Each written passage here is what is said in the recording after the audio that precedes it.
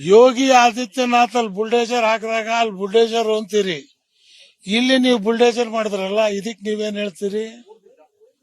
ಅದಕ್ಕೆ ಒಬ್ಬ MLA ಬರ್ಲಿಲ್ಲ, ಕೇರಳದವ್ರು ಬರ್ಬೇಕಾಯ್ತೇನ್ರಿ? ನಾಚಿಕೇಡ್ರಿ ಇದು, ಕರ್ನಾಟಕಕ್ಕೆ ನಾಚಿಕೇಡು.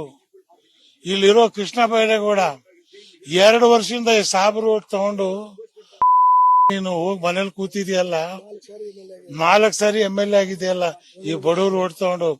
ಇವತ್ತು ಬೆಳಗಿನ ಜಾವ 5 ಗಂಟೆ ಹೆಣ್ಮಕ್ಳು, ಗರ್ಭವತಿಯರು, ಸಣ್ಣ ಸಣ್ಣ ಮಕ್ಕಳು ಥಂಡಿಯಲ್ಲಿ ಮಲಗಿದ್ರಲ್ಲ, ಈ ಪಾಪ ನಿನ್ ಹೆಂಡತಿ ಮಕ್ಕಳಿಗೆ ಬರಲ್ಲ?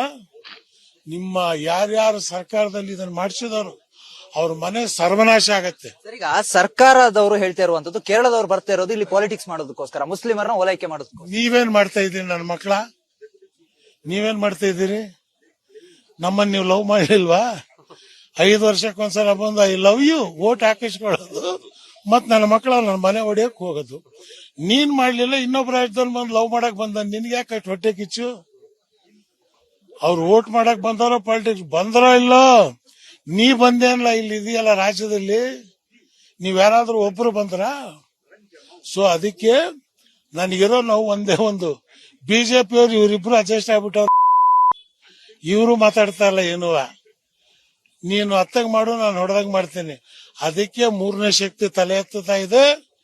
ಜೈ ಭೀಮ್ ಅಂತೇಳಿ ನಾವ್ ಎದ್ದಿದ್ದೀವಿ. ಬಸವ ತತ್ವದಲ್ಲಿ, ಟಿಪ್ಪು ಸುಲ್ತಾನ್ರ ತತ್ವದಲ್ಲಿ 3ನೇ ಶಕ್ತಿ ನಾವು ಕಟ್ತೀವಿ. ರಾಜ್ಯದಲ್ಲಿ ಇವ್ರಿಗೆ ತೋರಿಸ್ಕೊಡ್ತೀವಿ.